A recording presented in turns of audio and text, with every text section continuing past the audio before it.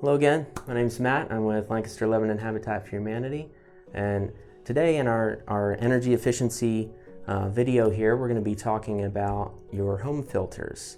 Now, there can be many different types of filters in your home. They may be in your basement and your furnace unit.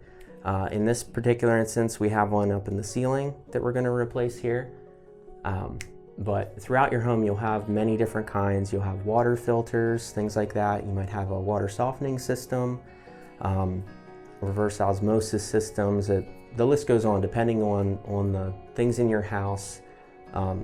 These are all things that you're going to want to keep up with and make sure that you're keeping them replaced on a good timeline, because you don't want your systems working harder.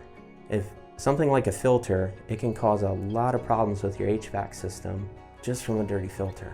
Now, you want to check them every 3 months. Now, if you have pets and things like that, you might want to check them a little bit sooner, because you're going to have a lot more pet dander and things like that coming through your house. Just be mindful of those things, and you'll be able to get on a good system. Once you start checking it, you'll know. And I'll show you another way to help keep that, keep yourself mentally prepared for that in the different systems and the timelines and stuff like that. But today I'm going to show you some of these filters, and we'll get rolling with that. All right, so for what we're working with today, the filter is the air filter that's in the ceiling. Now, these filters are the same as what you would have in your HVAC unit, which might be in your basement or closet or wherever it's set up in your home. It is the same kind of filter. And just be careful lowering this down. Take it nice and slow.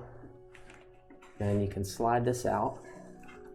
I'm just gonna let this hang here. And sometimes you'll be able to tell the dust or how dirty it is. Now, without anything to compare it to, you might not really think, okay, well, that doesn't look that dirty. It has dust in it. But if we take one of the newer ones and put it up against, you can see all the dust layers that are in there. And again, if you can even think about, yourself breathing, if you're wearing like a mask, which most of us have in the past, you'll notice how difficult it can be to breathe. Well, your systems are going to be working a lot harder than that, because that's compressed air that is really trying to force a lot of air through here to clean it. If it's clogged, it's going to make your system work a lot harder, and it could potentially burn up your system or freeze it up to where you could get ice buildup, which causes leaks in your home and things like that, all just because of a filter. So this is very important. On top of keeping your systems running properly, you also want to have the air in your home as healthy as it can be, especially throughout the year with different pollens coming in and things like that. You can get different filters. You can get basic ones from $10, $15 up to $30 a filter based on how many allergens that they're going to trap inside here.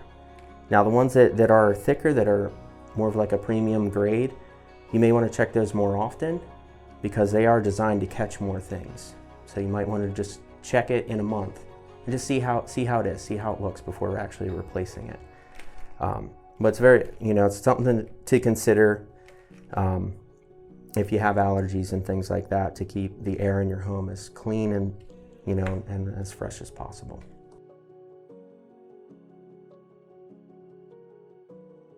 And something else to keep in mind is the airflow in your house, which way the air is flowing. So in this situation, it's pulling the air up through to get filtered, and then it's blowing out through the vents. So you want to look on the side of your filters. It'll show which direction to put these in, so you don't put them in upside down. So air is flowing up, so you want that arrow facing up as we put it up into the ceiling.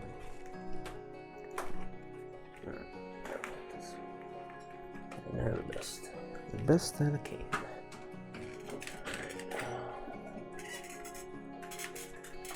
A little tricky.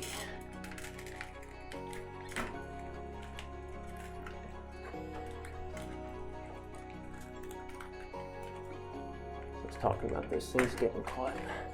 There we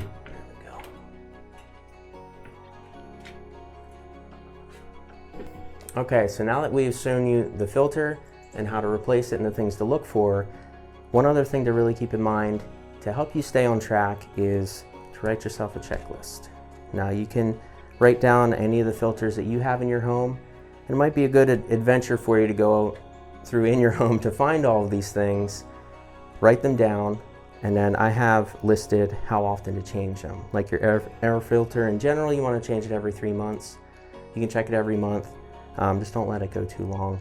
If you have a water filter, like if you're on a well system or something like that, you want to change that every 3 months and down the line. Now the filters, you can read on the filters and it will tell you how often to change them. But just as a good reference point, mark it down, write how often to change them, and then you can write the last time that you changed it on there so that you can go through and know exactly when to come back around and replace your filters.